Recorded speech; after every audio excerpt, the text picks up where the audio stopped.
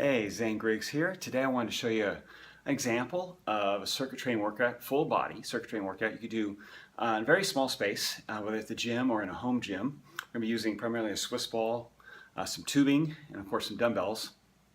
And I'm going to run through, there's 9 different exercises broken up into 3 different circuits. So 3, 3, 3, right? You want to run through those like 2 or 3 times to get a full workout. You do a 20-minute or even a 30-minute workout if you do each circuit 3 times. I'm going to run through each one time as an example, okay, and show you the form, the minimal equipment you need, and like I said, it's done in a very small space. You could actually set this up in your home or at the gym ahead of time, get your equipment that you need ready for you, and run through it without having to take a break to go find another location or get more equipment, and keep your heart rate up, okay? Because the benefit of a circuit training, it is fast-paced.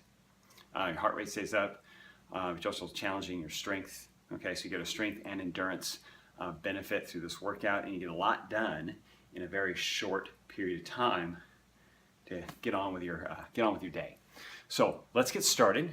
I'm going to start with a squat, okay? So this one I'm doing from the ground, so a little more like a deadlift start with your dumbbell sitting up on the ground. You're going to squat down, okay? So hips stay, drive back, spine is supported, so back is straight, knees stay behind the toes, grab that dumbbell and extend up, keeping your back straight, drive the hips up underneath your torso each set. Don't stop short. Again, knees stay behind the toes to keep the work, less work on your knees, and most of the work in your hip joint, which is a bigger joint, has more muscle on it, and is working the muscles you want to use. All right, there's our squat. We're going to move into a chest press on the ball. So for those of you who haven't done this before, it does require a little more stability, balance. You get more core improvement because you do have to stabilize. You want to start with your weight, sit on the ball, bring your weights to your legs, and as you roll out, you're going to slowly bring those weights to your chest.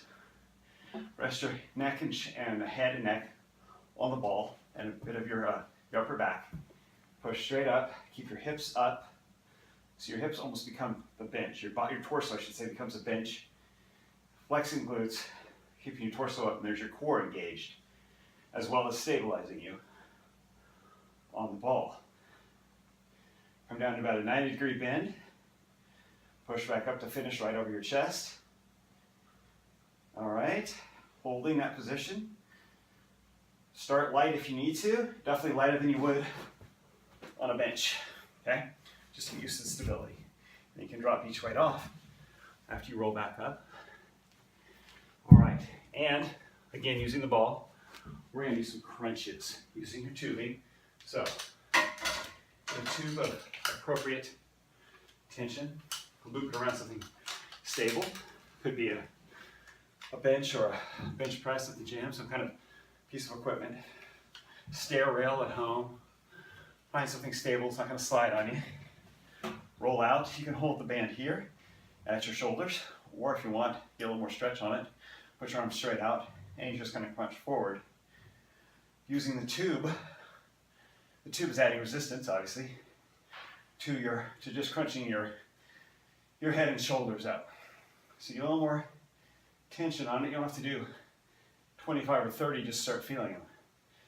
If you have enough tension on there, you're going to start feeling these right away, and your full set might be anywhere from 15 to 25, depending on where you start fatiguing and how much tension you start with, all right? The ball is great because it rounds with your spine, it fits into the curve, gives you some good support, and your spine's not hitting the floor or bench or rocking against anything that would irritate your back. Okay, that's your first circuit, the squat, chest press, and crunch. We're going to move into some lunges. Right now, we're going to do walking lunges today. So, get a reasonably heavy weight, something you're going to feel. You don't want to just, find something that's not just there in your hands, right? You want to feel these, you want to notice. So for some of you, and that may be 8-pound dumbbells. For some of you guys, you're gonna need to hold at least 20, maybe 25, 30 pounds. I've got 35s here. So that way you're not having, if you want to get 15 reps in, yeah, go lighter. I got a short space here. So I'm gonna go up and back. I'm gonna get a little more work in. If you're only doing 10 reps, you wanna hold some more dumbbells. Hi, heavier dumbbells. I'm gonna turn my back, but hey, this isn't TV, this is live. So, well, this is the real deal. All right, come back at you. Get a few more reps in. Once again, knees behind the toes. I'll show you a side view. When you step forward, you're gonna lean forward on that front leg, keep the knee behind the toes, come up, step forward again. All right? Same principle. Step forward, step forward. All right? Now, we're doing a pull down. Now this, most people, you've probably seen this done on cable equipment at the gym. We're gonna use some tubing. I've got double tubing here. Sometimes you can't find tubing heavy enough for resistance. So just find something you can loop it above you. Could be a squat rack in the gym, unless somebody's wanting to squat there. Stair rail at home, something, higher bar, loop.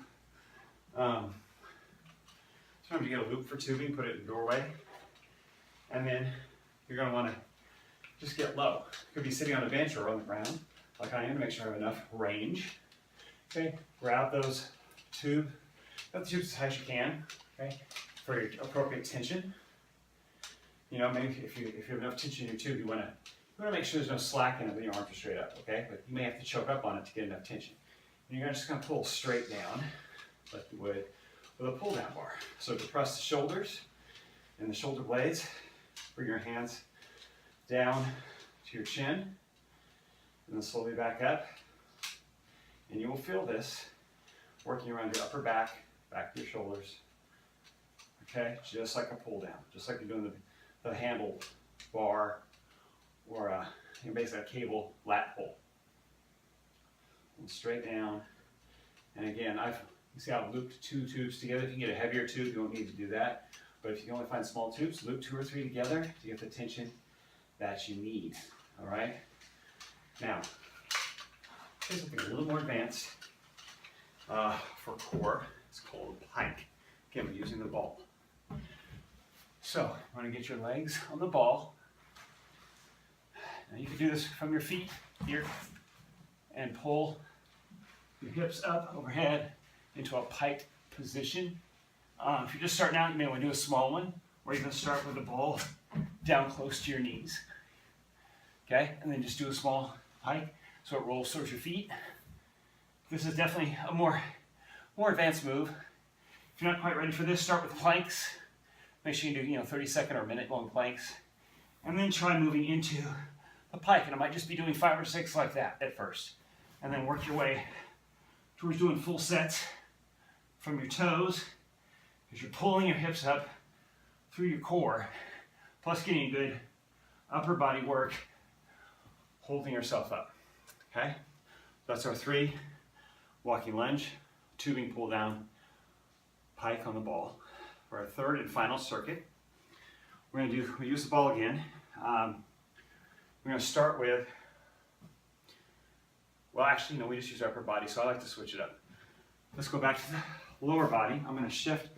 This is kind of a makeshift way to, if you don't have a wall available, put your feet against. That would be ideal. Find a wall, move your ball close to it, with your back to the wall, and move your feet against the wall. I'm using a dumbbell here, pushed against this piece of equipment, because a wall would be out of, camera here. Let's show you how to put one together for yourself. Bigger dumbbell, something you can put your toes into, and bring the ball as close as you can, and bring your hips up onto that ball, okay? With your feet wedged in at that dumbbell or at the wall, if you have it available. Roll down, come back up, okay? So you're gonna let your spine round, and come up to a slightly arched position. You're gonna feel that tightening up from your hamstrings, all the way up your glutes, your lower back. If you need a little more tension, you can grab a dumbbell or a medicine ball. And you're gonna hold it here at your shoulders. Again, round down, come back up. There we go. Set of 8, from 8 to 15 is a great set of these to strengthen your back, as well as stretch out the hip flexors that tend to tighten up when you're sitting all day. All right. Now, our upper body. Again, using the ball, we're going to do some triceps here. But we're going to include the core in the way we position our body, okay? Use the body as the equipment, much like the chest press. Get a lighter weight, obviously for something you can extend your triceps. So think about it, if you can do it from here, okay? Do a tricep extension overhead. That might be appropriate, or you might have to lighten up just slightly for the stability. So roll out to your head and shoulders, hands right overhead, and you want to drop them straight back into a 90-degree bend and back up. Nice and slow and controlled, come down to 90 degrees, move back up. Your upper arm, okay, so between your shoulder and your elbow, does not move really, it's the stabilizer. Then you're just extending from the elbow while holding your torso up parallel with the floor. Flex the glutes and the core. There we go. Feeling those burn a little bit here. Gotta go slow on the way down. Keep them controlled. Keep your stability. Right, and for our last exercise. All right, this is 9th exercise. I'm gonna adjust the camera just slightly. Well, actually, get us down close to the ground. Okay. We're gonna do a twist on the floor. So, lay flat on your back, arms to the side, feet up over the hips. You don't want them dropping out here because that causes extra arch in the back. We don't want that. So you're gonna have a small natural arch. Of course, when you bring your legs up over, it's natural. When you drop them back, it puts tension on them. So keep here, arms out to keep your shoulder blades down. You're gonna twist side to side. Okay, letting the legs drop towards the floor. You don't need to touch the floor. Drop towards the floor and then pull them back. And that's going to create a coil in your midsection. Working the core, like pulling right across your belly button, right across the middle of your abdominals. Working side to side. If that's a little tough first, bend your knees and take it a little lighter, but don't stay there because that's more like a stretch. Once you get used to them, we want to work them.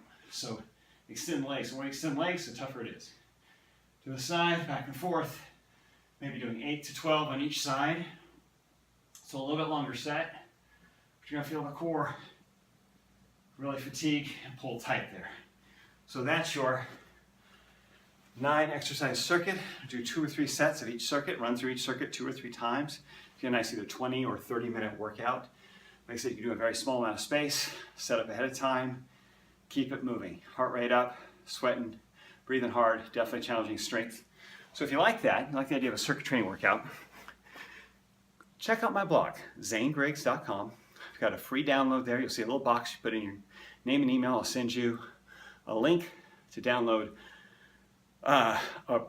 actually a great weight loss food plan and a link to my circuit training workout that you can take with you to the gym, have it on the go, take it to the park, and put it to work for you.